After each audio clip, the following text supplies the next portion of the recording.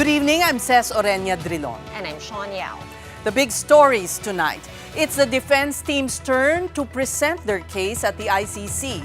Former President Rodrigo Duterte's lead counsel took another dig at Philippine media's reporting of the drug war, which he claimed only targeted a small segment of the population. The National Unity Party, or NUP, says most likely it will vote against the impeachment case of Vice President Sara Duterte.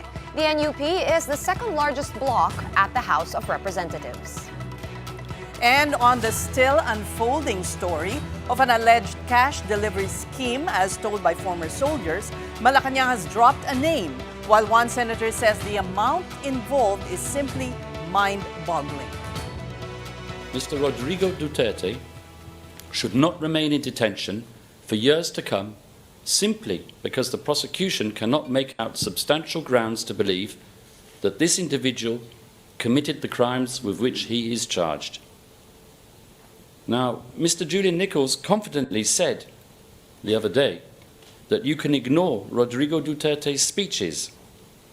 Disregard every speech ever made by Mr. Duterte, he said. Throw them all out. There is still ample evidence of the substantial grounds based on the other evidence. That's transcript T4, page 45, lines 5 to 6. Helpful advice from no less than the day-to-day prosecutor in charge of this case, because we will show that the evidence is not substantial, rather totally inadequate. There's one thing that I've learned from the domestic media coverage of this case. It is that journalists and their editors have a tendency to fixate on the salacious elements of a person's speeches while ignoring the less interesting parts. And so it was with Rodrigo Duterte. The prosecution has had its opportunity to show you a selection of these speeches and seems to believe that the more they show, the greater the chances of convincing Your Honours to confirm the charges. But what the prosecution has not told the public is that in its document containing the charges, which governs these proceedings and nothing else, it has only supplied 20 of these speeches as proof of criminal intent. And as I mentioned in my opening statement, 10 of these speeches, including 2 referred to by the deputy prosecutor, actually contain an exhortation to the use of lawful self-defense. There is no smoking gun in this case. This was a defense team's argument as they tried to convince the International Criminal Court former President Rodrigo Duterte is completely innocent of the crimes against humanity he's being charged with. The first 2 sessions of Day 3 of the confirmation of charges hearing saw lead counsel Nicholas Kaufman break down the prosecution's merits of the case. And joining us again from The Hague is One News anchor Angela Lagunsad Castro. Angela, how did Attorney Kaufman present the case of the defense? Right, dagdag ko na lang doon sa report nyo kanina, no. Of course, we are halfway through the confirmation of charges. Technically, this is the 3rd day of the hearing here in the ICC. At of course, today is the day kung saan nga naglaatag ng mga merits, no, o nag-submit ng merits on the evidence si Attorney Kaufman, no.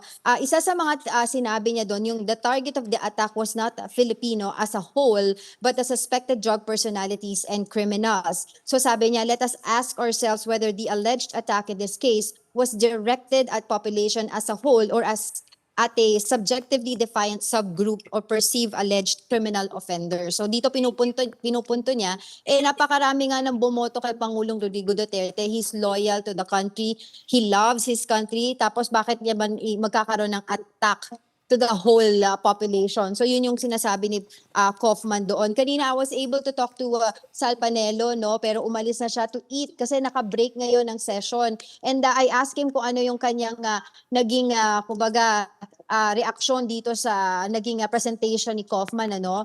Unang bahagi actually ng pag-present ni Kaufman, and he said he did not disappoint, no? So, maganda yung mood ni Attorney Sal Panelo. Ibig sabihin, gustong-gusto niya yung mga pinresent ni Attorney Kaufman during the confirmation of hearing for Rodrigo Duterte. And also, I asked him, kasi sabi ko, sinabi ni Attorney Kaufman doon, dinefine niya yung tokhang, no? Sabi niya knock and plead, and that is totally legitimate police strategy. However, sinabi nga ni Kaufman, itong tokhang na to, ang citation ng prosecution ay ginawa nilang criminal modus operandi and completely taken out of context. Sinabi ni Attorney Sal Panelo, tama naman yun talaga sa memo ni PNP Chief Bato de la Rosa, yun naman talaga. Sabi ko, pero paano mapatunayan ni Attorney Kaufman na 'di ba? Kasi parehas ito parehas sa interpretation ng prosecution at saka ng defense. So paano niyo mapatunayan na talagang sinunod ng mga pulis itong memo na to? Medyo hindi malinaw yung naging sagot niya doon, And also we were able to ask him regarding doon sa naging statement din ni Kaufman na minimal lang daw yung death. Sabi ko, whether minimal or not, isn't these are all lives lost? So sabi niya ganun. Well, kasi dapat ang prosecution nagpakita sila talaga ng attorney. Ay, hindi, sige. Wait lang kasi kasi attorney. Sabay na tayo. Kaya attorney. Wait lang Sorry. Attorney. Wait, ito lang sorry I have to cut my attorney. Live to. Ces Oreña-Drilon po. Sorry Ito na, agawan kami dito ng kakausapin. Attorney, here. This is, we are here. Ito po. Ayan, good We are evening joined by from the Ces Oreña-Drilon and, sorry, kaming dito nag-aagawan. Okay, go ahead attorney, ano po ang inyong reaction sa naging presentation ni Kaufman? Well, una muna, mabuti-buti na majority naman medyo legal arguments na hindi na mga political propaganda. Pero mahina pa rin na banggit niya ng mga punto sa ebidensya. As predicted, sabi naman namin dati pa, pag may trial, mahirapan talaga sila kasi wala silang ebidensya na magpapatunay na wala siyang kinalaman sa drug war. At nakita kanina yon sa presentasyon ng depensa, actually, halos wala silang sinasite na ebidensya nila. Ang ginawa nila, binabakbak na lang nila o inaatake na lang nila ang ebidensya ng prosecution. So basically, I think kung may trial, ganun na rin lang naman. Hindi na rin sila magpe-present ng sarili nilang ebidensya to prove that innocent si President Rodrigo Duterte, kundi sabihin lang nila may mali doon sa prosecution. So basically, at least napunta na rin sa legal ang majority ng sinabi, pero hindi pa rin palpalakas ang kaso ng depensa dito. Angela, if I may interject a question for Yes, Attorney yes po. Colmenares. Ipinakita ni Attorney Kaufman yung PNP Procedural Manual which defines neutralization. Na sinasabi niya doesn't necessarily mean to kill, but really self-defense and only meant to subdue a suspect, not kill. Anong masasabi niyo doon? It's possible kasi hindi naman pwedeng sabihin sa isang legal na dokumento that to neutralize means i-kill mo kahit na walang kalaban-laban. But the fact that that's the manual doesn't mean they're following the word neutralization kasi may pakahulugan sila doon. In the same manner, parang nag-take ng oath si President Duterte to abide with the Constitution. The Constitution says the Bill of Rights, you respect the right to life of others. Pero that doesn't mean susundin niya yun just because nag-oath siya doon sa legal na dokumento like the Constitution. So I don't think the court will be made to believe that the word neutralized doesn't mean killing because that's how the prosecution was able to expose that. In any case, sabi ng prosecution, halimbawa, sabihin niyo pa na sige, ang neutralized hindi yan yung policy, hindi yan yung order. Ang daming public statements din ni President Rodrigo Duterte as to the order. So the neutralization debate is a part lang, secondary part, but the main issue talaga ng prosecution, you order the killings, you encourage the killings by promising pardon or amnesty, and you funded the killings by promising rewards. But don't you think it would have helped kung nag-decide ang Supreme Court doon sa Tanoy case about the meaning of neutralization? Well, it would have been good But I think that even the Supreme Court is at a loss in the sense na paano mo mga define yung neutralization kasi is a military term sa totoo lang. It's an intelligence term eh. It's not a normal term of others. So sila na nakaintindi niyan dati. Pero sa pagtingin ng karamihan, when you say the word neutralization, ibig sabihin yan, patayin mo eh. That's what I believe in. Sinabi nyo din, ang ginagawa ni Attorney Kaufman ay winawakwakan yung presentation ng prosecution. Yes.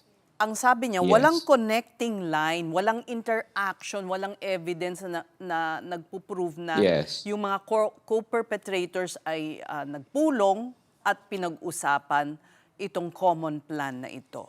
What do you say to that? Yes, medyo mahina yan, alam mo, Ces. Kasi una, there was no common plan kasi wala daw proof ang prosekusyon na sinabi na nag-meeting itong 8 o 9 na to, tapos nag-agree sila. Doesn't have to be that way. Walang ganong requirement sa rules. Ang pwedeng requirement sa rules, kausapin ni President Duterte si Bato at si Aguirre. O ito, ang common plan, agree. Kausapin niya naman si Albayalde at they don't need to meet. But the fact na merong kill sa public statements, tapos libo-libo ang namamatay sa buong Pilipinas for so many years, wala palang common plan yon. So ano ibig sabihin nun? May mga individual lang palang mga pulis na may problema sa utak, na pumatay lang sila ng libo-libo kasi galit lang sila sa mundo. That is the only explanation kasi kung walang common plan eh. This was a random killing of so many policemen all over the country, killing people or drug addicts. No, I don't think the court will buy that. The court will rescind. Nag-uusap kayo kasi very organized at systematic yung pagpatay sa buong Pilipinas. For so many years, pinoproteksyonan nyo pa na hindi ma-prosecute at hindi makulong yung mga marami sa mga perpetrators. Attorney, to Ces's point, no, may debate rin kasi sa evidence, circumstantial versus direct evidence. So ang sinasabi ni Attorney Kaufman is parang puro circumstantial evidence, but wala kayong bodies, wala kayong direct line, broken line lang. Ano pong masasabi dito? Ano bang klaseng evidence ang kailangan na ilabas no, dito sa pre-trial stage para mapunta tayo doon sa trial stage at ma-confirm yung charges? I think it's up for the defense to convince the court na hindi mapakita na si Duterte instructed a particular hitman para patayin yung particular victim, therefore, wala na siyang kinalaman. Defense ang mag-prove niyan kasi crime against humanity ito. Ang ibig mo sabihin, parang 7,000 ang namatay. Kailangan may 7,000 orders si President Duterte sa 7,000 hitmen para patayin yung 7,000 na individuals. Iyon ang hinahanap ni Kaufman. I think he will lose that kind of argument sa court. Kasi crime against humanity, attack on the civilian population. Yung argumento niya, hindi naman whole population niya. Para sa akin, parang na-minimize naman yung sufferings ng victims dito. Maliit na bahagi lang yon. Hindi naman yung whole population. Wala mang requirement ang ICC na whole population yung birahin mo eh. So, para sa akin, mahina pa rin yun for me. And I think kailangan niya talagang kumbinsihin ng court na walang direct na ano. I mean, pag tinignan mo si Hitler, did Hitler order a certain sergeant to kill the Jews? I don't think so. Wala na. Doon naman niya nag-usap-usap sa taas, tapos ini-implement yan along the way, di ba? So, for me, mahina talaga yan. And I don't think any jurisprudence will support that assertion that you need to really prove that there was an order, the subordinates implemented the order, very clear, and the system of killing continued all over the country in a widespread manner. For me, the court will take it as that. Libo-libo ang namatay, hindi pwedeng namatay lang to ng parang random. May nagutos nito at si Duterte ba yan o hindi? I think the court will be convinced based sa evidence ng prosecution na si Duterte yon and no one else could have done that during the drug war. Pero may isang araw pa para mag-present yes. si Attorney Kaufman. So sa tingin nyo, based on walang puntos kahit man lang isa? Well, yun na nga. May nagulat ako kanina sa binanggit niya. Pero parang na bakit niya binanggit yun? Yung sabi niya, maliit lang naman na bagay, minuscule number daw. Hindi widespread. Sabi ko, walang threshold na requirement na kailangan 100,000 ang patayin mo. In fact, ang sabi na nga ng prosecution sa opening statement nila, yung 39 incidents meets the threshold. Hindi naman sabihin ng ICC na 7,000 lang pala pinatay mo, hindi pa yung crime against humanity. So, pero ang impact pa doon, not on the legal, kundi parang ang ramdam ng mga biktima, napaka-minimal pala ng kamatayan ng aking 2 anak. Di ba? So that's the first. And second, syempre dito talaga maling-mali siya. Bakit hindi kayo nagdedemand na imbestigahan ang human rights violation ni Bongbong Marcos? Kahapon lang nagrally kami dun sa sentrum ng Hague para kondenahin ang continuing human rights violation ni President Marcos in the EDSA commemoration kahapon. So mali siya doon. Hindi kasi siya nakadalaw sa Pilipinas, hindi niya alam ang sitwasyon doon. The fact na hindi naghukay sa quarry ni President Duterte sa Davao doesn't mean walang patay doon. Si Dilima nga lang, iimbestigahan lang nga si Duterte, pinapakulong na eh. Pupunta ka pa kaya sa Davao? Mayor si Duterte, huhukayin mo yung quarry. Sinong matapang na gumawa noon? Hindi niya naintindihan yung context na parang sinasabi niya, sabi niya sa prosecution, binaon daw sa quarry, bakit hindi inimbestigahan ng otoridad? Bakit hindi nila hinukay yung Davao Gulf? Medyo out of this world si Attorney Kaufman if he insists on not reading the actual Philippine conditions. All right, we thank you so much, Attorney Nery Colmenares, and of course, One News anchor Angela Lagunsad Castro sa pag-agaw sa kanya. Maraming salamat. Now let's discuss the defense team's initial presentation of its merits with Attorney Lee Edson Yarcia. He's a senior lecturer at the UP College of Law. Good evening, Attorney. Welcome to the Big Story. Can you hear us okay? Yes, sir. All right. Well, you're coming in a bit choppy. Let me try again. Okay, great. That's better. Attorney, your initial reaction to the arguments made to the presentation of Attorney Kaufman.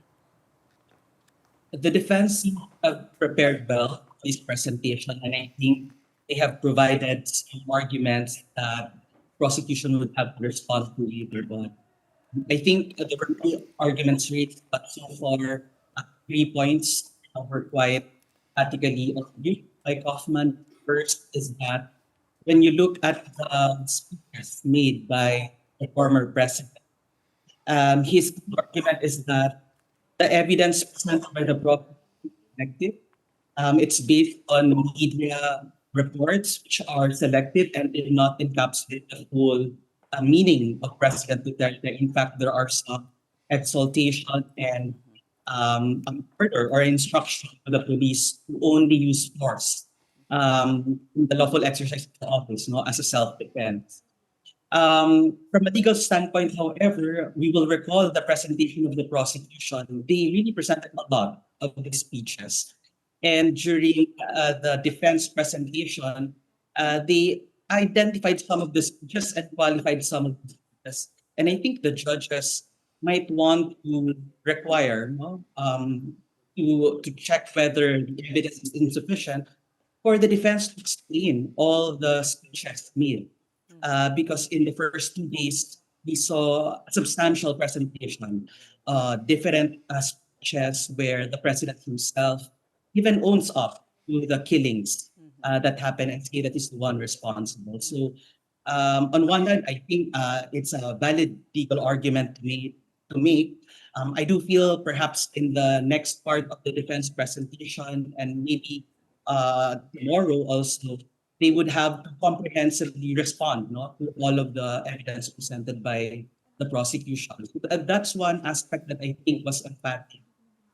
The second one, I think, is the argument against the issuances, especially on the Oplan, Tokhang, and high value target, double barrel. And they were saying that nowhere in the memorandum circular did the President Duterte order the killing, and only used the word neutralize, only instructed the police to exercise their functions in line with human rights obligations. So I think that was a very substantial presentation. And that was clarified by the defense. So I think the prosecution has to rebuild their argument, respond to this analysis of the defense. From a legal standpoint, again, I think we will recall that the prosecution presented eyewitness accounts where the police supposedly use force even if the victims are not having not have any weapons or are merely with their families. I can recall the narrative presentation by the counsel for the witness for the victims. They did say that the police really understood neutralize as killing. No? So I think the defense has to respond to that more also because so far they've just looked at the text of the policy, but the evidence presented by the prosecution on how the police understood it and how Duterte celebrated those deaths and killings, that has to be responded, no? Whether later tonight or tomorrow.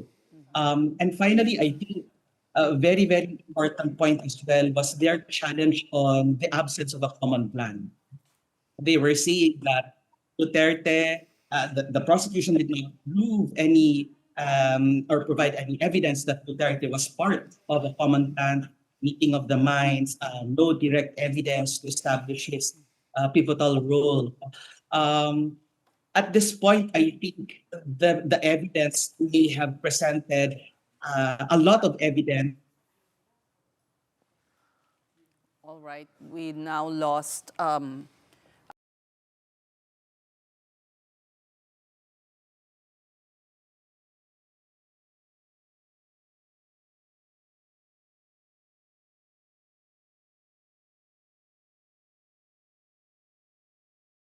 the common plan, the lack of evidence that would connect the former president to the killings. Yes. Well, the defense said that there's no direct evidence or sufficient evidence to link President Duterte to the killings. And they were asking for the prosecution to provide some direct evidence or even looking at the circumstantial evidence presented and whether they're enough. We will recall and we would have to compare this with the evidence of the prosecution because they did mention promises of impunity, financial support, promotions, a lot of supposed attributable acts for Duterte. And I think one aspect was addressed by the defense, but the judges may require a full response to each of the attribution arguments made by the prosecution. Those are the arguments so far, and our commentary and our reflections on the presentation of the defense. With regard to, when we asked this, and you might have heard us asking this of Attorney Nery Colmenares before we had you on air, Attorney, no?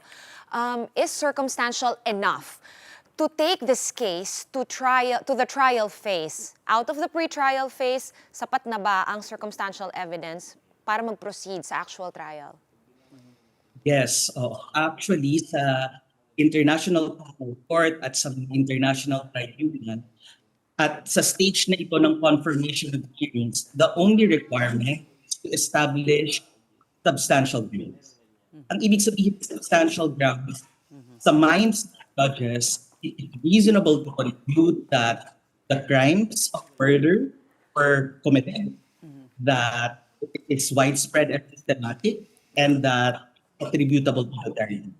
Now, whether it is direct evidence or presentation of different circumstantial evidence, kapag reasonable na yung mga evidence na provide, it's concrete and tangible, that will be accepted. And it will not be a barrier than what was presented for those circumstantial evidence for the case to proceed to trial. Did the prosecution make its case, present substantial evidence for it to go to trial? When we were listening to the presentation of the prosecution for the first case, I do think that they had presented sufficient evidence if you compare it from the types of evidence that were accepted by the ICC in other cases. They were able to present a sufficient number of incidents where murders and attempted murders were committed to show that there are crimes of murder that are related to crimes against humanity. I think they've also laid down sufficient grounds to say that it was widespread and systematic, and that there is essential and pivotal role for President Duterte as an indirect corporate or ordering or forcing people to commit the act. I would say though that the defense was able to bring out relevant criticisms, that would put the presentation of evidence of the defense into a burden to rebuild their case. Kailangan nilang maipaliwanag, for example, bakit yung word na neutralize at yung human rights at yung lawful defense, ito talaga yung polisiya. Kasi kung ma-establish nila na walang criminal, common yan, then the judges might consider that one of the elements of the crime would be missing. And the absence of a single element required by the Rome statute would be sufficient for the case not to proceed to trial, or for the case for the trial chamber to ask the prosecution to just conduct more investigation and not proceed to trial yet. But at this stage, tinitimbang natin, binigay na ng prosecution at ng defense. Sa aking palagay, base sa mga previous cases, mukhang sufficient pa siya at this point. And there is still the task for the defense tonight and for tomorrow to still come up with stronger arguments to respond to all the evidence raised by the prosecution in the last 2 days. All right. Well, we thank you for your insights, Attorney Edson Yarcia, Lee Edson Yarcia, who is a senior lecturer at the UP College of Law. Meanwhile, we are going to take a very quick break, but coming up, the palace press officer mentions a name that she believes makes an alleged cash delivery scheme revelation more fishy. That story and more when we return. Keep it here.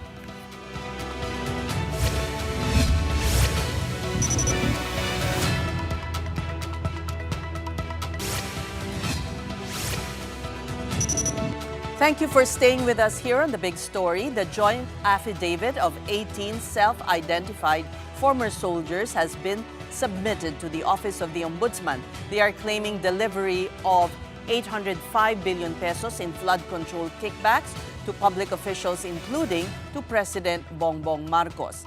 The self-confessed bagmen's legal counsel, Levi Baligod, made the submission. The lawyer clarified this is not a formal complaint yet, but merely a referral for the Ombudsman to determine if there is prima facie evidence against the implicated officials. Based on the affidavit, 7 senators and 26 House members received kickbacks from fugitive and former Congressman Zaldico. Nirefer namin sa Office of the Ombudsman para magkaroon lamang ng prima facie proof na merong offense na nakumit at ang mga napangalanan doon ay maaaring guilty sa mga offenses na ito. Ano ang mga offenses na ito? Ito ay mga pupwedeng violations ng Republic Act 3019 o yung Anti-Graft and Corrupt Practices Act. Number 2, yung Republic Act 6713 na nagbabawal na tumanggap ang mga opisyal ng kahit anumang regalo. Ang basehan po namin ay tumanggap sila ng milyon-milyon na pera, pero hindi po yan naipakita sa kanilang salin. For its part, the Ombudsman assures it will exercise fairness, objectivity, and professionalism in evaluating the joint affidavit. The office, however, clarified the document is not a verified complaint and does not automatically initiate formal proceedings.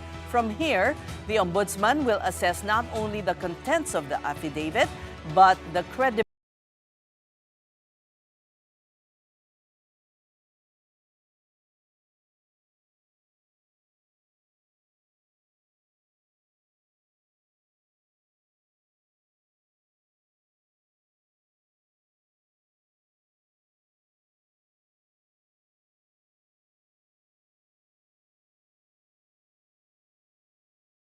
nation.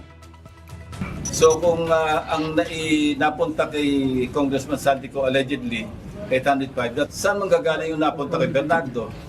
Saan ang napunta kay Alcantara? So, sobra yung computation? Sobra computation. And we computed yung 805 billion. Alam niyo ba kung gaano karaming large maletas? At least 13,400 large maletas.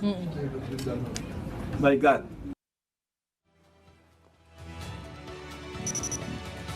Meanwhile, the palace has reacted to former Congressman Mike Defensor's warning. A second batch of whistleblowers will soon come forward. Mike Defensor, the known Wonder Boy. Marami sa kanyang talumpati ang naghihikayat sa ating mga kababayan na tanggalin sa pwesto ang ating Pangulo. Alam na natin ang motibo. Mike Defensor again? Ador Mawanay 2.0? Kilala ang salitang Mawanay dahil sa pamimilit di umano sa kanya na gumawa ng peking salaysay. Speaking on our sister program StoryCon, Defensor said the palace had the wrong spin on the Ador Mawanay angle as he had nothing to do with that. He also denied having a direct hand in getting the 18 alleged bagmen together, but says he supports them. Defensor called on the Marcos administration to address the issue properly. In The Hague, the ICC's Office of the Prosecutor reacts to being dragged in the issue. In a statement, the OTP said it independently collects information relevant to its investigations with activities funded through the ICC's budget. Baligod's group earlier claimed Zaldico and former Senator Sonny Trillanes funded expenses of ICC investigators while they were in the country looking into the drug war of former President Rodrigo Duterte. And in other news, President Bongbong Marcos stays hands-off on developments over at the International Criminal Court, or ICC.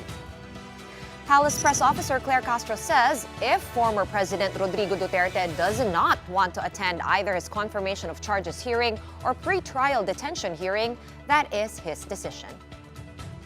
Ang Pangulo po kasi at ang administrasyon na ito ay hindi po makikialam sa nasabing hearing. Kung ang nais po ng dating Pangulong Duterte ay hindi magpakita sa taong bayan, kanya pong desisyon yan. At kung ito naman po ay naresolba ng ICC, napayagan siya na huwag magpakita at hindi maging present sa kanyang sariling hearing, igagalang po natin yan. Castro also did not give a categorical answer whether or not the president wants the Philippines to rejoin the ICC. The Philippines officially withdrew from the Foreign Tribunal back in 2019. Meantime, President Marcos was in Cebu this Thursday as a flurry of stories developed today. He made 2 rounds of inspections. First, in Mandaue City, where he visited the DSWD Visayas Disaster Resource Center, and in Liloan, where he inaugurated the Pag-abot Processing Center. Now over at the Senate, the Ethics Committee will meet next week. The first step toward resolving the cases on its deck, including one against Senator Bato de la Rosa. Senate President Tito Soto has authorized use of his office's conference room for the meeting on March 4 at 10 in the morning. Senator J.V. Ejercito says the agenda for next week's executive session will include the adoption of the committee's rules and initial vetting of cases. Among the cases it needs to vet is the one against De La Rosa for his prolonged absence. Civil society group Huwag Kang Kokorupt filed the complaint yesterday accusing Senator Bato of grave abuse of privilege entrusted to him by the people. De La Rosa has also lost almost all of his committee memberships. Soto says he will also be removed in his remaining memberships pursuant to Senate rules about absences. De La Rosa is still chair of one panel, though: Civil Service, Government Reorganization, and Professional Regulation. And here are the other stories making headlines this Thursday, starting with the possible auction of luxury cars linked to fugitive lawmaker or former lawmaker Zaldico. Customs Commissioner Ariel Nepomuceno says the Bureau may issue a warrant of seizure and detention on these vehicles.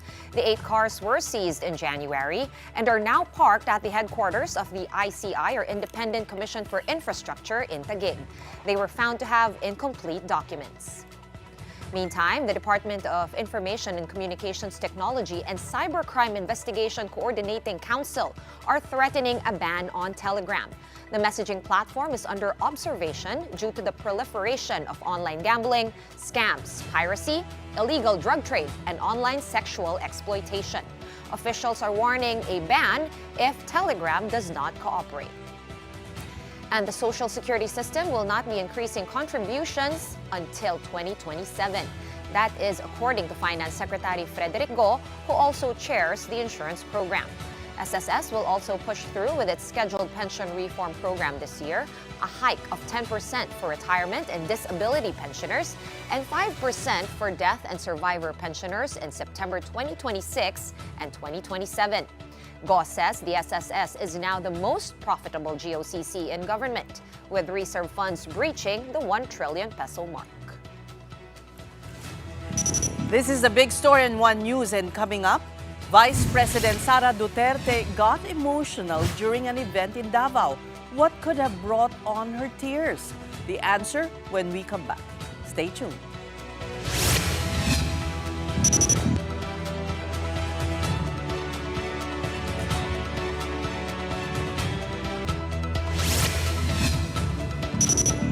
Welcome back to the big story. There is confusion over a statement released by the National Unity Party today, which said they will likely not support the impeachment complaint against Vice President Sara Duterte. A statement signed by NUP Secretary General Reginald Velasco indicated that the party will most likely not vote in favor of the measure unless, quote, compelling new evidence emerges during the course of these hearings that fundamentally alters the factual basis for the impeachment complaint. Velasco also insisted that as impeachment is one of the most important constitutional powers entrusted to Congress, it should not be used as a political instrument nor forum for revisiting matters already exhaustively examined.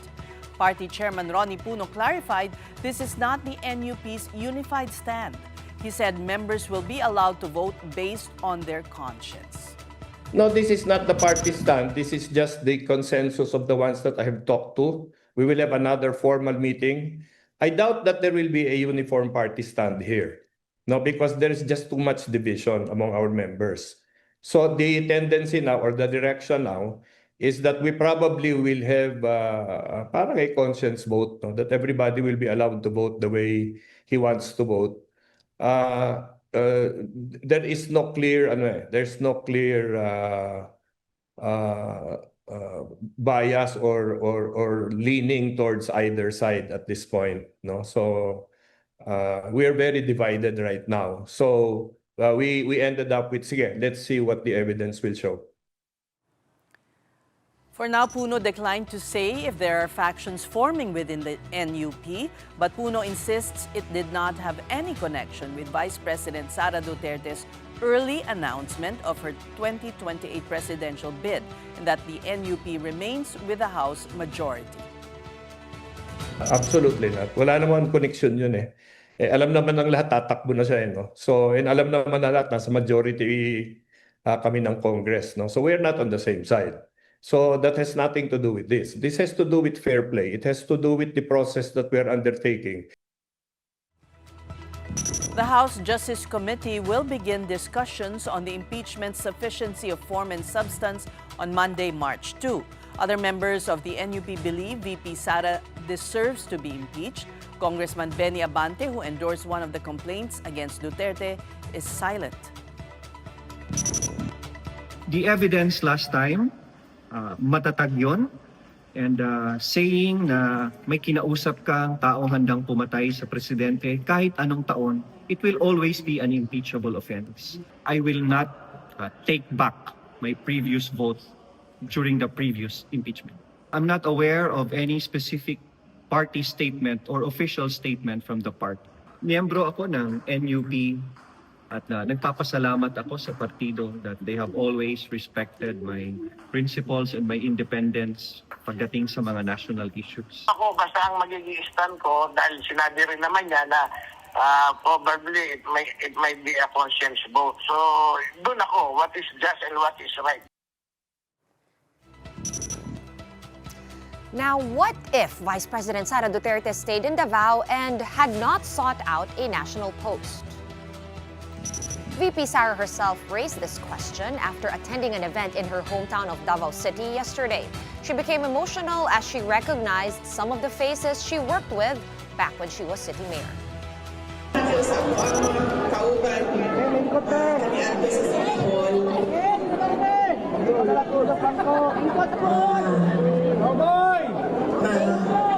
Nostalgic ko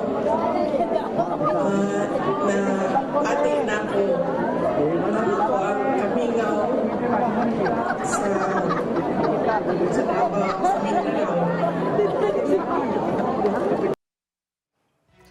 That's when she admitted that she sometimes thinks about what might have happened had she just stayed away from national politics. Sa akong kaugalingon nga nakaganina, nakauna-una ko sa ako ang kaugalingon. Kung sa kahaon, may dagan na lang ko o mayor. Wala na lang ko may dagan o vice president. Kung dagan na ito, presidente, okay na na.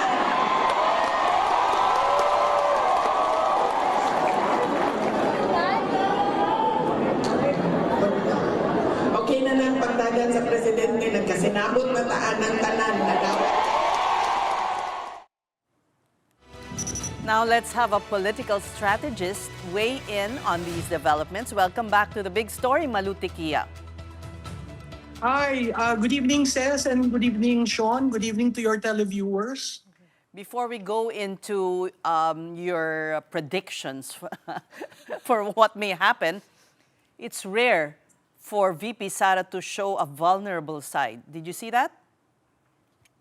That's right. I was also shocked when I saw the video feed. Mm-hmm. What did you think of it? I think. Well, she's just being true to herself. It's easier to be mayor of a city she grew up in. All right. Than be vice president.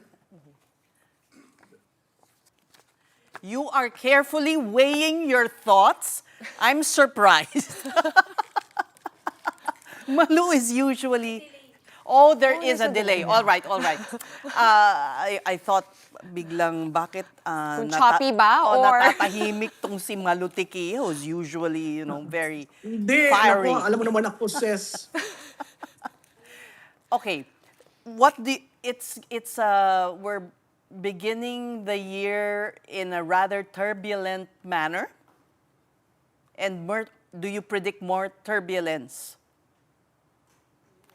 Yes, the early declaration of the vice president will certainly create the turbulence you are referring to. And the situation of our economy aggravates the kind of political turbulence that we will be facing with. Attorney Kaufman said that the prosecution's presentation was as worthless as the devalued peso. That was a political dig, right? Yes. His opening remarks from day one has really been zeroing into Filipino psyche and Filipino culture. I am surprised that he is very conversant of how Filipinos react and behave. Okay, well,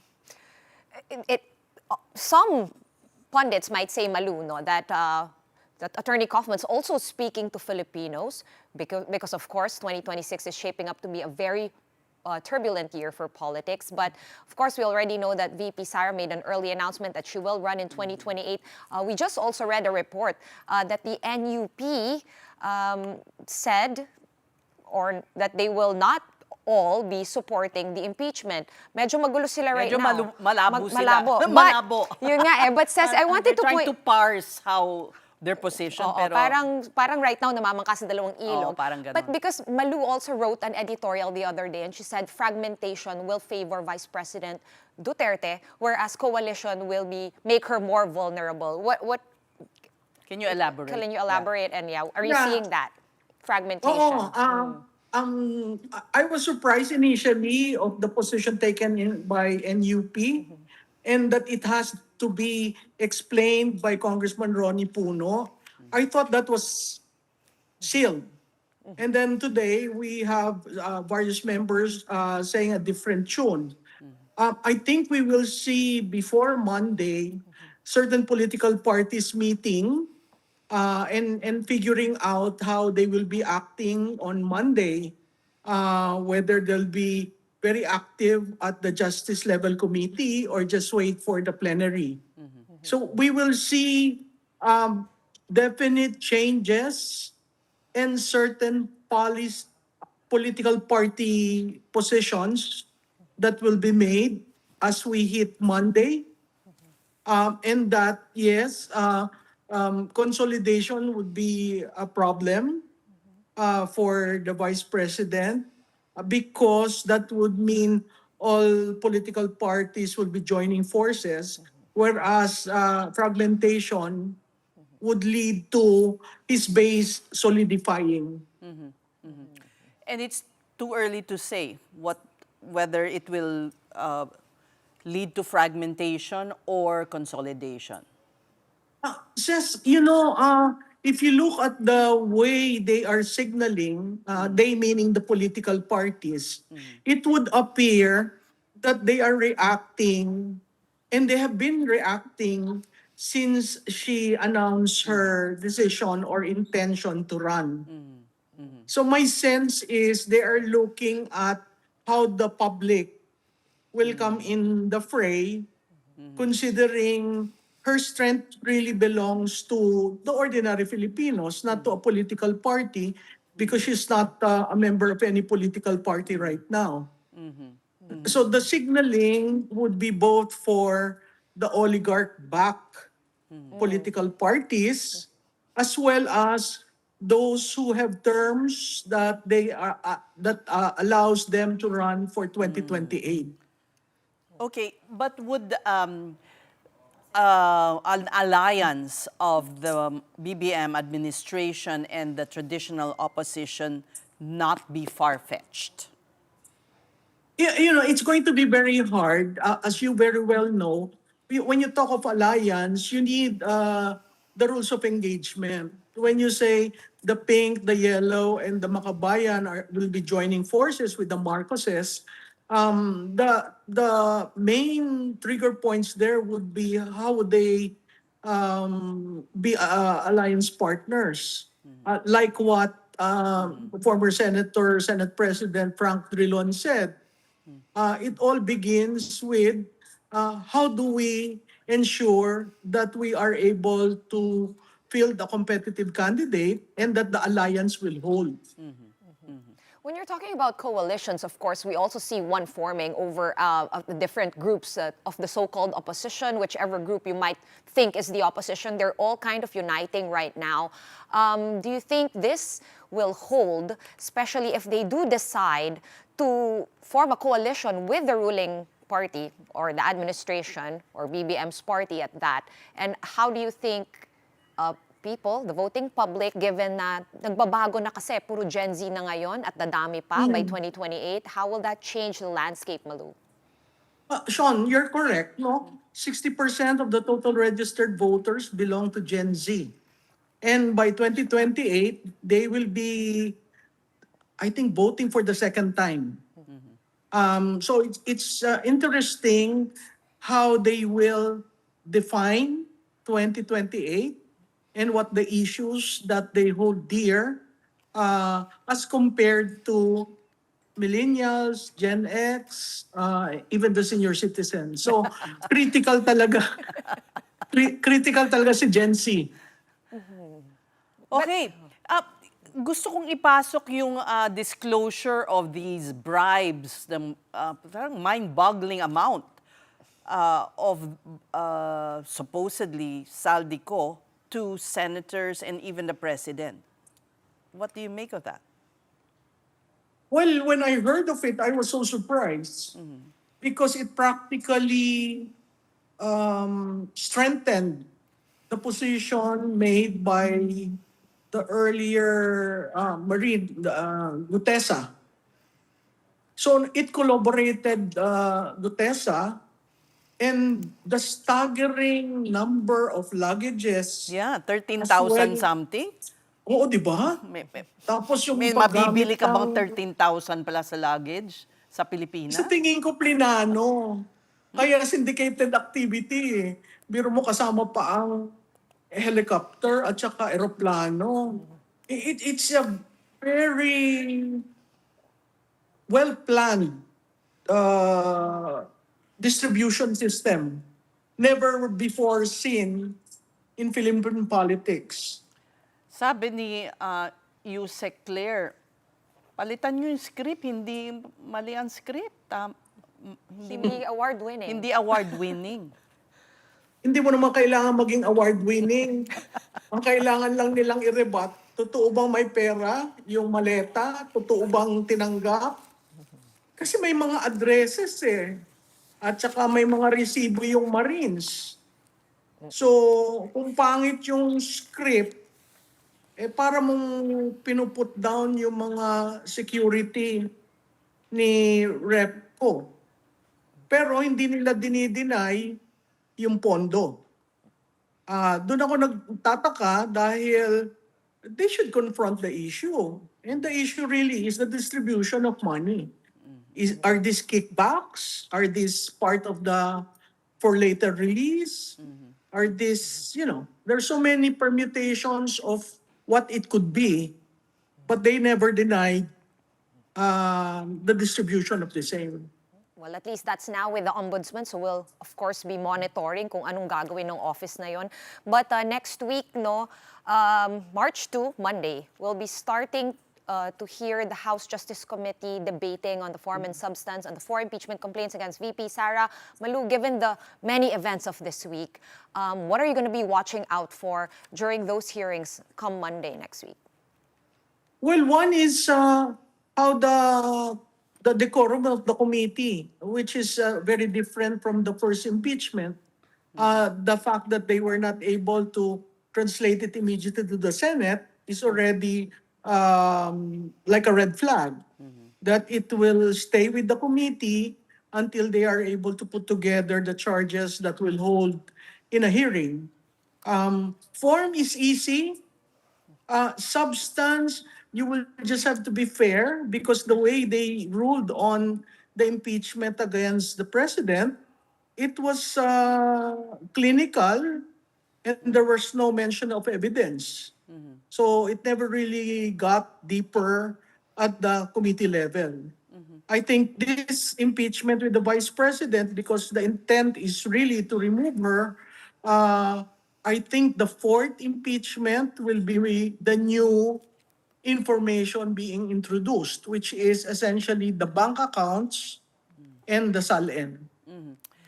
Now, on the other hand, a discussion and a public airing of all these can harm the vice president.